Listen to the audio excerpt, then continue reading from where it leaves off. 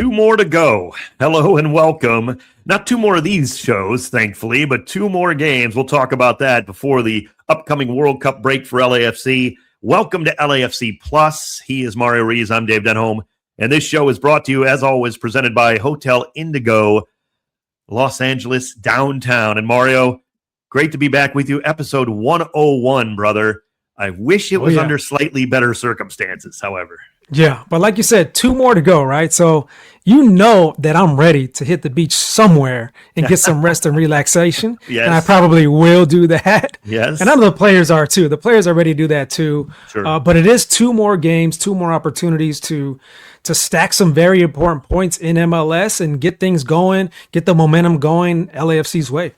Well, if you want to relax, recreate, take a load off at a great spot, you can check out the QR code coming up just above me here. If you're watching on YouTube, our YouTube channel for LAFC, you can find the QR code, get a deal there, an LAFC deal for Hotel Indigo, Los Angeles downtown.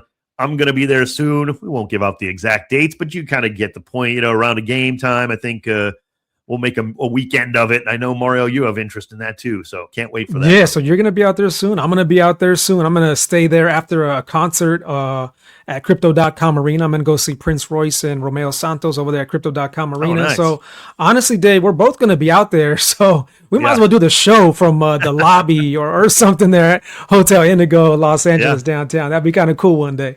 Good idea. It's certainly beautiful enough, I'll tell you that much. So, or we can get the penthouse suite, whatever you want. It's up to you. We can get the penthouse suite. We can do the show from there too. What wasn't quite as beautiful was the road trip to St. Louis, which will continue coming up to Nashville, by the way. We'll talk more about that.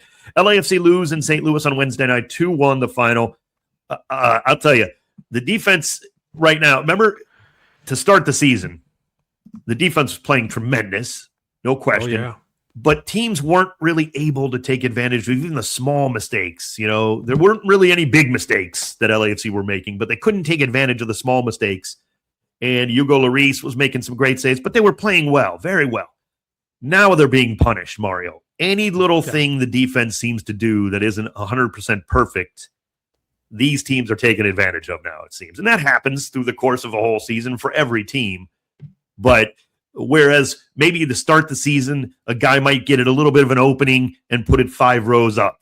Now, every opponent seems like they're finishing like Cristiano Ronaldo against us too. You know, it's like nobody's missing. That's just the way it goes sometimes. When you're not going great, your opponents somehow start playing like Messi and Ronaldo, and they just can't miss, you know, and that's kind of a little bit where we're at because St. Louis did not have a lot of chances, but they didn't need them, you know, and taking nothing away from them, they deserved the win. They beat us fair and square, and but they didn't destroy. You know, it's like teams are not getting a bunch of chances against this defense, Mario, but they're finding the back of the net, it seems. Yeah. And I'm going to go back to Tuesday when I talked to Mark Dos Santos, where he told me that LAFC has traveled 40% more than any other year at LAFC. 40% more. That's almost like 50% more. It's not 10. It's not 15. 40% is a lot more games. That's a lot of wear and tear mentally, physically. I mean, emotionally is where we don't see it, right? Where the fans don't see it. I mean, you have to be in the locker room to see it emotionally, right? But that does take a toll. And I think that, you know, typically when LAFC, you know, are going through a struggle and they're, you know, depleted a little bit on weak legs, on the defensive side of the field is where it's going to show up. And that's what's been happening as of late. A little bit of lack of concentration, some tired legs, and that can be difficult sometimes to manage. Yeah, and we've talked about it at times over the last few years where there's stretches, right? In MLS, you're going to run into some rough patches, no matter who you are. Every team. Now, some teams that it lasts longer than, or they can't get out of it. LAFC certainly can get out of it. But I think there's a point where, and we've talked about it a little bit, where even St. Louis, coming in 14th in the West, hadn't really played that badly, but they weren't getting wins. And they don't have that, like, fear of LAFC right now, right? When you go through these kind of stretches, you don't have, like, that intimidation factor. Teams kind of feel like, well, if they can do it, if Houston can get a win against LAFC, why can't we? We're at home, you know? Like, they got to come to us, you know? And even a team like St. Louis, who can hurt you with the players they have. And we saw those exact players cause the problems last night. It wasn't, again, they didn't overrun LAFC's defense. They didn't have, Hugo Lloris didn't make a save. Not because he was to blame for the 2 goals. That was the only 2 shots on goal that St. Louis got. They just both happen to find the back of the net. Maybe a little bit of chaos in the middle of the time. You know, obviously you have Sergi Palencia out injured. Ryan hasn't had a lot of time playing back there with those guys. You know, maybe that has a little bit to do with it too. Obviously injuries stacking up and tired legs and things. But yeah, it's not like LAFC are just getting run over, but they're just coming up, as you said, maybe a little less sharp than they were because of the tired legs. But boy, I got to tell you, kudos to Kosei Tafari with the long ball, brilliantly hit, and David Martínez, Mario, comes off the bench, and what a finish! I mean, you can't oversell that. I know it looks so easy to do. Let's listen to that call, Dave, as heard on 710 ESPN. Yeah. Of course, Dave Denholm on the call. Let's check it out right here last night. All right, great ball towards David. Tries to pop it over Berkey and in! Oh, what a goal for LAFC! Tafari, the long ball to Martinez, and he chipped Roman Berkey coming out. It's 2-1! And he just came on the pitch, too, and immediately was dangerous. But, like you said, what a ball from Kosei Tafari. Amazing. Yeah, spotted him right away. And I saw the thing developing where this is not fresh legs of David Martínez running past a tired guy. Falou Fall had just basically subbed in, too. He was fresh-legged for St. Louis. He was a sub coming in the second half as well, so it wasn't like he was some tired defender who just lost his head for a minute and David just ran by him. Martinez just ran by him anyway. And it made a perfect diagonal run from wide, really far out wide. But by the time he makes that run and Tafari delivers the ball, he's just right where he needs to be to leave Berkey stranded. But you still got to finish that. And David Martínez just, just absolute class. You can't teach that kind of class is what David has. That's the bottom line. And he keeps on being a bright spot, for LAFC, even in rough stretches for LAFC. Soon as he gets on the pitch, he creates. He's dangerous. He plays with a lot of confidence every single minute that he's out there. And, look at his latest goal against St. Louis. LAFC didn't really have too much going on that game before he came on. He got on, he started creating chances right away, and it wasn't just the goal because he started creating other chances for other players. And it looked like the equalizer was coming, but just didn't get there. And Aaron Long almost had it as well with that back heel flick. Was an amazing save from Berkey on that play right there, or else LAFC would have equalized that one right there. Yeah, and don't let the stats lie to you too much. And this is one thing Mario and I talk about some, and I have a stat from last night that was very telling this way, where it actually tells a different story. LAFC outshot St. Louis like 18-11 or something like that. We said St. Louis only had 2 shots on goal. LAFC only had 4, though. And here's the thing. Now, you might say, well, if you watched it, LAFC were, they're down 2-0, but they're pouring it on. Yes, St. Louis City was letting them have the ball. We get that. But St. Louis City blocked 9 shots. That is very telling to me because that just means you are playing against a bunker defense. That isn't hard to break down. You can have all the shots. They're going to give you shots like that because they're either going to have, like Son was trying to find angles to shoot, and there were 8 legs wearing red jerseys in front of him. And they just keep blocking his shots because there was just no space for Son. And I think LAFC have to realize, and to a certain extent they do, but I think they've got to approach it like, well, this is how these teams are going to handle this, right? Especially when a team like St. Louis City gets up on you. They're going to do that. You've got to maybe make that run like David did, maybe a little different. Again, even if it doesn't, even if the long ball doesn't work for 60 minutes, maybe you got to keep doing it for the final 30, and maybe catching somebody finally. And I think that's what we have to learn from that game. It's going to be very difficult to just keep shooting through 12, 11, of course, but tons of defenders, 6 pair of the legs in front of the ball where they're just going to block those shots time and time again, and it just, there's not much else you can do offensively when you're trying to put a ball on goal from 22 yards out and all you see is red jerseys in front of you. So, but LAFC have been preparing matches on a very short rest, right? So there's no time to really prepare a full game plan. I mean, look, there's no sugarcoating it. we're not used to seeing LAFC go on stretches like this where, 3 losses in a row. But everybody's got to keep in mind that LAFC have been playing in very, very high intense matches, and every single one of those matches was on short rest with no time to prepare a proper game plan for each one of those. So wait till LAFC gets back to, the proper schedule of maybe like one MLS game a week, something like that, where they have a full week of being able to prepare the game plan. Then we'll see the real LAFC there. Well, you bring up a good point. It was something I was going to touch on. I genuinely believe that they are still coming down from the Toluca loss. I mean, I'm sorry. Yeah. No disrespect to Houston or St. Louis. These are different types of games. And yes, they got bit by it. And kudos to the other teams. They deserve the points. And hey, you got to play the schedule, right? If LAFC is still feeling it, we got to take advantage. And that's what Houston and St. Louis did. So I'm not going to take anything away from those teams, but it's more like I really love the fact that we're playing Nashville and now Seattle for the final 2 games. These are 2 good teams. And LAFC have got to just get up for it. Bottom line. You're tired. You got 2 more games, and then you got a month and a half to worry about it then and go relax, and it's not going to be easy, but I like the fact that you're going to Nashville on Sunday. Let's turn our attention to that. Sunday evening, Nashville are red hot, coming off a big 3-0 win on the road. Remember, Nashville's played as many games as we have, right? I mean, they've been as busy as we have. They went over to New England, who's a team who was toward the top of the East, and thrashed them on the road 3-0. They're 8 wins, 1 loss, and 3 draws. They've outscored their opponents in MLS play, Mario, 26-8, Nashville. Yeah. This team is as good as you're going to get, at least in the East, because the West is a lot better. But anyway, that's another story for another day. We'll talk a little bit. We all know that. Yep. But I love this test, this and the Seattle game for LAFC to kind of jolt them back to, okay, Champions Cup is over. That's it. We're done. It was a bitter disappointment, just like Nashville faced, and they lost in the semifinals. But we got to move on. And now, what better way? Yeah, you took it on the chin to a couple of teams that maybe you weren't quite up for. I hate to say it. I'm not saying that's what happened to LAFC. There's no excuse, again. Not going to make excuses that way. But it's human nature, too. You're coming down. It's not even about Houston and St. Louis not being great. You're still just feeling it, like you said, physically, mentally, all of that.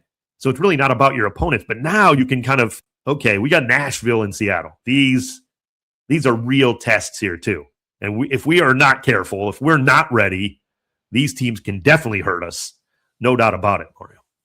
Oh, yeah, and LAFC do need results in these last 2 tests because they are really, really tough tests. And I don't think we got to see a perfect 90 minutes from LAFC in either one of these 2 matches, but we do need to see results because I know the guys are in survival mode pretty much until they get to that World Cup break there. But we do need to see some signs of that team that beat Inter Miami. We got to see some signs of that team that beat Cruz Azul at BMO Stadium. I think if we get a little bit of that, a result here and there, a win maybe between one of these last 2 matches, that'll gain a lot of momentum for LAFC, a lot of momentum and positivity for the fans as well, because they need that as well. So I think these 2 matches are huge right here coming up right before that break. Much needed points in MLS. Yeah, I agree. Well, let's go to booth to try to learn a little bit more about Nashville SC. As we mentioned, very good team, very great start to the season. They've been very tough, even through injuries and all that. You're going to hear from their radio play-by-play announcer, Lucas Penzica, who joined me for booth to booth. Let's bring that in. Studying them and have watched a little bit. This team was always good, or at least on the rise in the last few years. Why are they so much better, seemingly, this season? Yeah, Dave, I think the best way to put it is this Nashville team is just kind of an advanced or more evolved version of what they established last year in BJ Callahan's full season as the manager. And to me, it boils down to really 2 or 3 moves. Maxwell Waleji coming in at center back, essentially the Walker Zimmerman replacement. Walker was a foundational piece of this club, the captain since its inauguration in 2020, but Waleji brings obviously an element as a ball-carrying center back that Walker didn't quite have in his bag at that point. That's opened up so much for this team in the attack. It's built depth. And, of course, the Christian Espinoza signing, the way that's taken the load off of Hani Mukhtar and Sam Surridge has continued to open things up. And then you just sprinkle in a Reed Baker Whiting here, right? Certain players elevating their game like a Patrick Yazbek. And suddenly Nashville has turned into a much deeper team than they were a year ago. A lot of the principles of what they did last year still apply this year, Dave, but the Jimmies and Joes have just been drastically improved, even by just a few moves, which I think goes up to Mike Jacobs in the front office as much as it does BJ Callahan. Well, you mentioned improvement, certainly, and there you can definitely see it in the players you mentioned, no question about it. And yes, the front office, but what about BJ Callahan? It seems like he gets a lot out of his players. I know we only saw him for a brief time with the U.S. men's national team. Of course, he's been around, a veteran, if you will, certainly well-known. He does seem to get a lot out of players, doesn't he? He sure does. I think he kind of instills this confidence in his players. There's this cliche that BJ Callahan throws out of, we want to do the things we say we're going to do. And one of those things is playing young players, believing in young players, sticking with that. And they've done that with the likes of Matthew Corcoran, right? With Warren Madrigal, a 21-year-old Costa Rican who fell in their lap a little bit this past offseason. And so I think players see that, that BJ Callahan is kind of I don't want to say no nonsense because it makes him sound like sort of this straightforward Greg Popovich type figure. But, he kind of cuts out all the things that don't matter. And he just worries about his connection with these players and the impact of the club and what they're going to do on the field.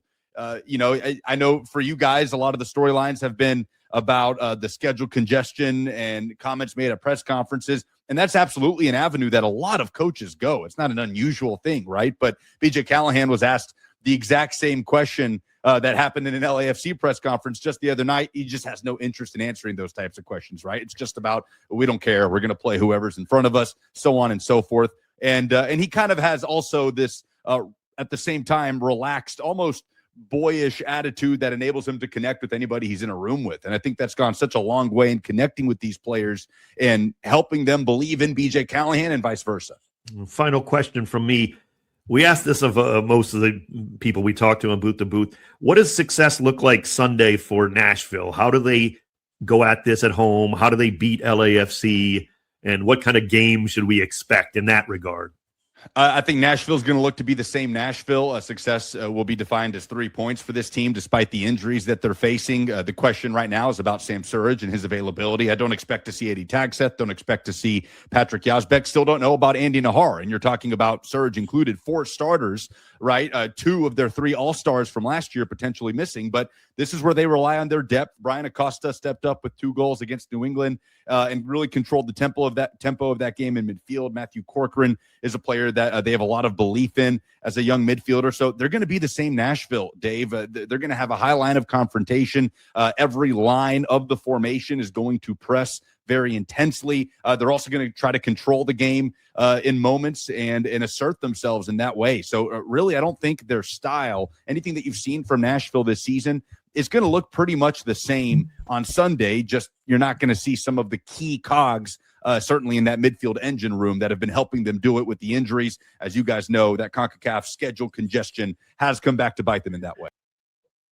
Thanks so much to Lucas Panzica, the play-by-play voice for Nashville SC, getting us ready for that game, Mario. It's going to be a good one, boy. Christian Espinosa. It's interesting. It's interesting to hear him talk about Sam Surridge possibly not being able to play, and Andy Nahar, because those are 2 players right there that have been great seasons for Nashville. And of course, like you just mentioned, Christian Espinosa, he's been a great addition. He makes them so dangerous now going forward and attacking, just dribbling at guys and just creating.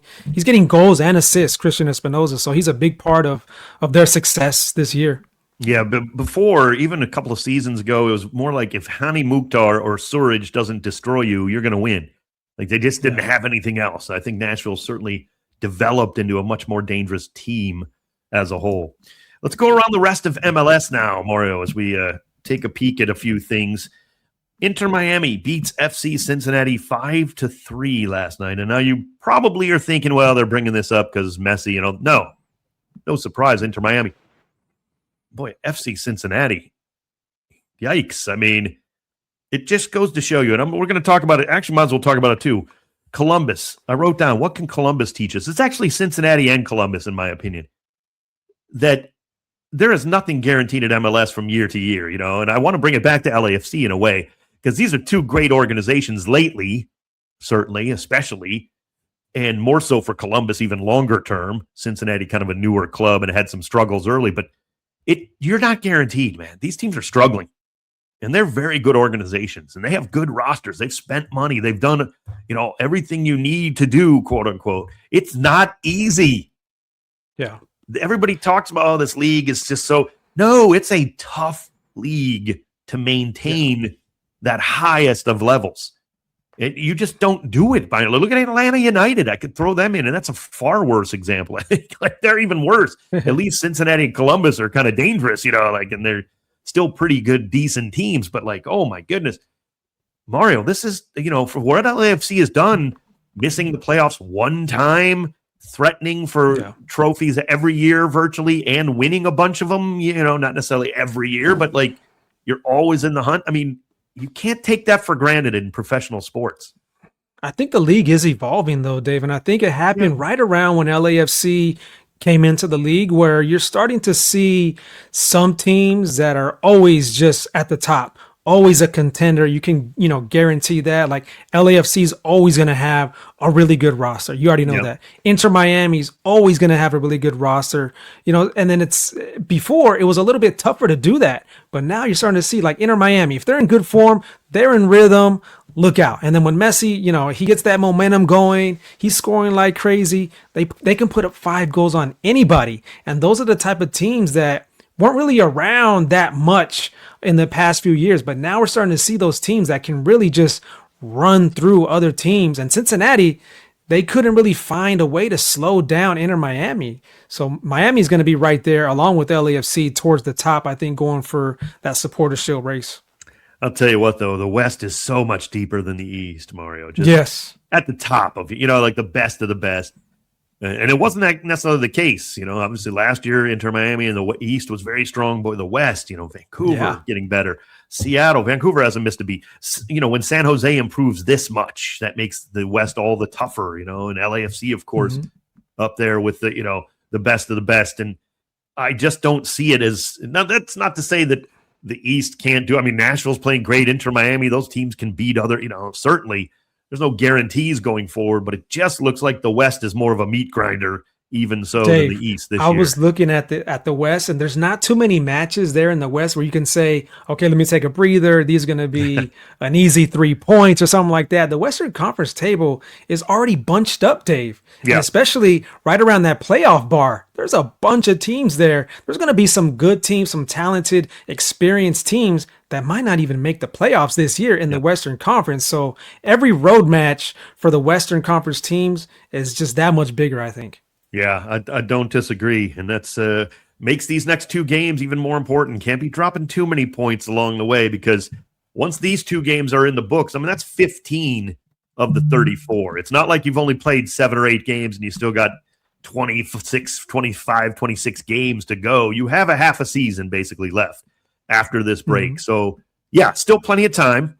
Don't get me wrong, and LAFC will be fine and all, but you got to finish strong, as Mario said earlier in this show, and that is a great point. I want to see, and not just wins or loss, whatever. You're going on the road to Nashville. I want to see performances. Let's get back to playing good football again, and not to say we've played a whole lot of good football so far. In a bit of a rough patch right now. I get it, but that's what a trip to Toluca can do to you. Let's be realistic. Yeah.